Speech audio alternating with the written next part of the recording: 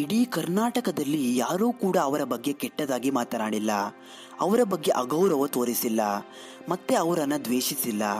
ಕರ್ನಾಟಕದ ಪ್ರತಿಯೊಬ್ಬರೂ ಕೂಡ ಅವರನ್ನು ತುಂಬ ಗೌರವದಿಂದ ನೋಡ್ತಾರೆ. ಹಾಗೂ ಪೂಜ್ಯ ಭಾವನೆಯಿಂದ ನೋಡೋ ಯಾರಾದರೂ ವ್ಯಕ್ತಿ ಇದ್ರು ಅಂದರೆ ಅದು ಶಿವಕುಮಾರ ಸ್ವಾಮಿಗಳು ಮಾತ್ರ. ಯಾವುದೇ ಜಾತಿಯ ವ್ಯಕ್ತಿಯಾಗಿರಲಿ ಅಥವಾ ಯಾವುದೇ ಧರ್ಮದ ವ್ಯಕ್ತಿಯಾಗಿರಲಿ, ಶಿವಕುಮಾರ ಸ್ವಾಮಿಗಳನ್ನು ಪೂಜ್ಯ ಭಾವನೆಯಿಂದಾನೇ ನೋಡ್ತಾರೆ. ಅದಕ್ಕೆ ನಾವು ಅವರನ್ನು ನಡೆದಾಡುವ ದೇವರು ಅಂತ ಕರಿತೀವಿ. ಇವತ್ತಿನ ವಿಡಿಯೋದಲ್ಲಿ ಶಿವಕುಮಾರ ಸ್ವಾಮಿಗಳ ಬಗ್ಗೆ ಹಾಗೂ ಮಠದ ಬಗ್ಗೆ ಹಾಗೂ ಅವರು ಹೇಳಿದ ಆ ಕೊನೆಯ ಮಾತಿನ ಬಗ್ಗೆ ತಿಳ್ಕೊಳ್ಳೋಣ. ದಯವಿಟ್ಟು ಈ ವಿಡಿಯೋನ ಕೊನೆ ತನಕ ನೋಡಿ. ಸುಮಾರು 90 ವರ್ಷಗಳ ಹಿಂದೆ 53 ವಿದ್ಯಾರ್ಥಿಗಳಿಗೆ ಉಚಿತ ಅನ್ನದಾಸೋಹ ಹಾಗೂ ಉಚಿತ ಶಿಕ್ಷಣವನ್ನು ನೀಡ್ತಾ ಇದ್ದ ಸಿದ್ಧಗಂಗಾ ಮಠ ಈಗ ವರ್ಷಕ್ಕೆ 10,000 ವಿದ್ಯಾರ್ಥಿಗಳಿಗೆ ಉಚಿತ ಶಿಕ್ಷಣ ಹಾಗೂ ಅನ್ನದಾಸೋಹವನ್ನು ನೀಡ್ತಾ ಇದೆ. ಈ ಮಠದಲ್ಲಿ ಓದಿ ವಿದ್ಯಾವಂತರಾಗಿ ದೇಶ ವಿದೇಶಗಳಲ್ಲಿ ದೊಡ್ಡ ದೊಡ್ಡ ಹುದ್ದೆಗಳಲ್ಲಿ ಇರೋರ ಸಂಖ್ಯೆ 100 ಅಲ್ಲ, 1000 ಅಲ್ಲ, ಲಕ್ಷಗಟ್ಟಲೆ ಇದೆ. ಒಂದೇ ಸೂರಿನಡಿ ಸುಮಾರು 9,000ದಿಂದ 10,000 ವಿದ್ಯಾರ್ಥಿಗಳಿಗೆ ಉಚಿತ ಅನ್ನದಾಸೋಹ ಹಾಗೂ ಉಚಿತ ಶಿಕ್ಷಣ ವ್ಯವಸ್ಥೆಯನ್ನು ಬೇರೆಲ್ಲೋ ನೀವು ಕೇಳಿರೋದಕ್ಕೆ ಸಾಧ್ಯ ಇಲ್ಲ. ಇಲ್ಲಿ ಹಚ್ಚಿರೋ ಒಲೆ ಇನ್ನೂ ಕೂಡ ಆರಿಲ್ಲ, ಇಲ್ಲಿ ಬಡಿಸುವ ಕೈಗಳು ಇನ್ನೂ ಕೂಡ ದಣಿದಿಲ್ಲ.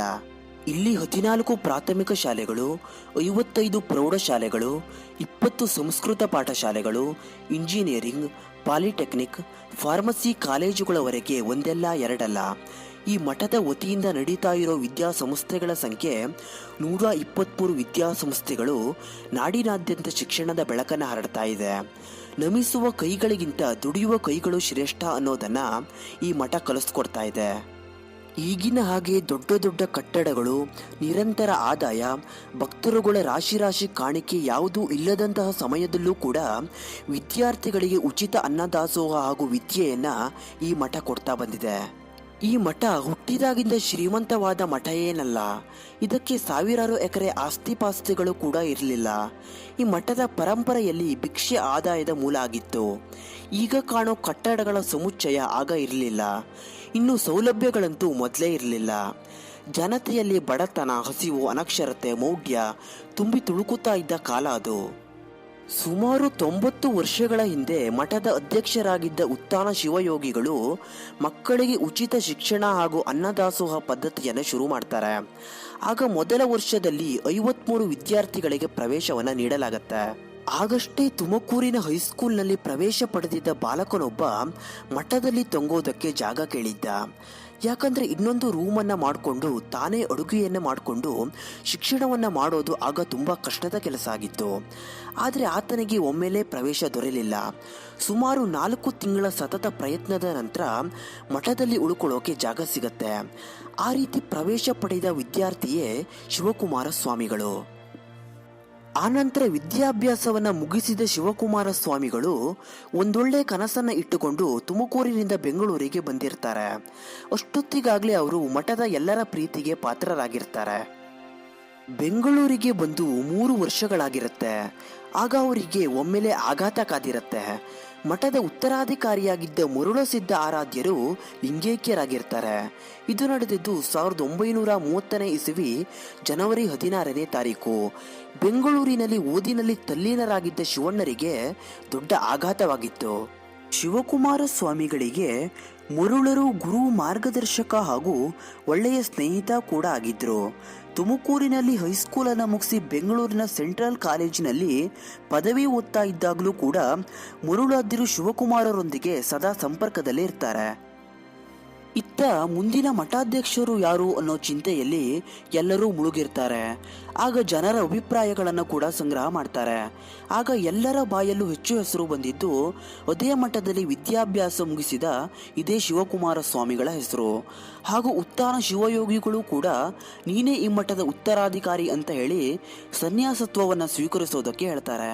ಸಾಮಾನ್ಯವಾಗಿ ಮಠದ ಉತ್ತರಾಧಿಕಾರಿಯನ್ನು ನೇಮಿಸುವಾಗ ಅವರ ಜಾತಕ ಹಾಗೂ ಅವರ ಮನೆಯವರ ಒಪ್ಪಿಗೆ ಎಲ್ಲವನ್ನ ಪಡೆಯಲಾಗತ್ತೆ. ನಂತರ ಸನ್ಯಾಸ ದೀಕ್ಷೆಯನ್ನು ಕೊಡಲಾಗತ್ತೆ. ಆದರೆ ಆಗ ಅದ್ಯಾವುದೂ ಕೂಡ ನಡೀಲಿಲ್ಲ. ತನ್ನಷ್ಟಕ್ಕೆ ತಾನೇ ಎಲ್ಲವೂ ಕೂಡ ಆಗತ್ತೆ.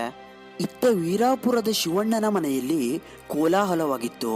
ಮಗ ಪದವಿಯನ್ನ ಮುಗಿಸಿ ಉನ್ನತ ಹುದ್ದೆಯನ್ನು ಪಡಿತಾನೆ, ಆತನಿಗೆ ಮದುವೆ ಮಾಡಬೇಕು, ಹೀಗೆ ಅನೇಕ ಕನಸುಗಳನ್ನ ತಂದೆ ತಾಯಿ ಕಂಡಿರ್ತಾರೆ. ಏಕಾಏಕಿ ಎಲ್ಲವೂ ಭಗ್ನವಾದಾಗ ಪಿತೃಹೃದಯ ನೊಂದಿತ್ತು. ಶಿವಣ್ಣನವರ ಮನಸ್ಸನ್ನ ಅವರ ತಂದೆ ಎಷ್ಟೇ ತಿರುಗಿಸೋದಕ್ಕೆ ಪ್ರಯತ್ನ ಪಟ್ಟರೂ ಕೂಡ ಯಾವುದೇ ಪ್ರಯೋಜನ ಕೂಡ ಆಗಲಿಲ್ಲ.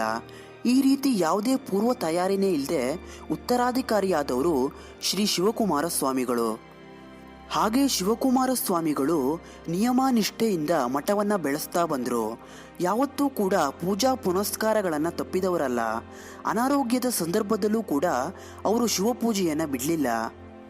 ಹೆಚ್ಚಿನದಾಗಿ ಅವರಿಗೆ ಮಠದ ವಿದ್ಯಾರ್ಥಿಗಳ ಮೇಲೆ ಎಷ್ಟೊಂದು ಪ್ರೀತಿ ಇತ್ತು ಅಂದರೆ, ನಾನು ಯಾವಾಗ ಸತ್ರೂ ಸರಿ ಮಧ್ಯಾಹ್ನದ ದಾಸೋಹವನ್ನು ಮಕ್ಕಳು ಸ್ವೀಕರಿಸಿದ ನಂತರವಷ್ಟೇ ವಿಷಯ ತಿಳಿಸಬೇಕು ಅಂತ ಹೇಳಿದ್ರಂತೆ.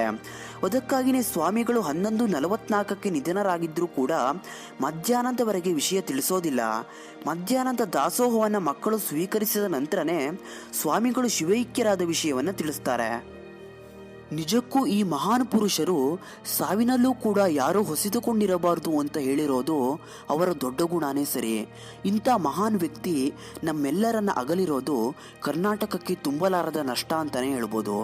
ಅವರ ಆತ್ಮಕ್ಕೆ ಶಾಂತಿ ಸಿಗಲಿ ಹಾಗೂ ಮತ್ತೆ ಕರ್ನಾಟಕದಲ್ಲಿ ಹುಟ್ಟಿ ಬನ್ನಿ ಅಂತ ನಾವೆಲ್ಲ ಪ್ರಾರ್ಥಿಸೋಣ. ಸ್ನೇಹಿತರೆ, ಈ ವಿಡಿಯೋ ನಿಮಗೆ ಇಷ್ಟ ಆಗಿದ್ದರೆ ದಯವಿಟ್ಟು ಒಂದು ಲೈಕ್ ಮಾಡಿ ಹಾಗೂ ತಮ್ಮ ವಾಟ್ಸಪ್ ಗ್ರೂಪ್ಗಳಿಗೆ ಶೇರ್ ಮಾಡಿ. ಇನ್ನಷ್ಟು ಇಂಟ್ರೆಸ್ಟಿಂಗ್ ಮಾಹಿತಿಗಳಿಗಾಗಿ ನಮ್ಮ ಚಾನಲನ್ನು ಸಬ್ಸ್ಕ್ರೈಬ್ ಮಾಡ್ಕೊಳ್ಳಿ. ವಿಡಿಯೋ ನೋಡಿದ್ದಕ್ಕೆ ಧನ್ಯವಾದ.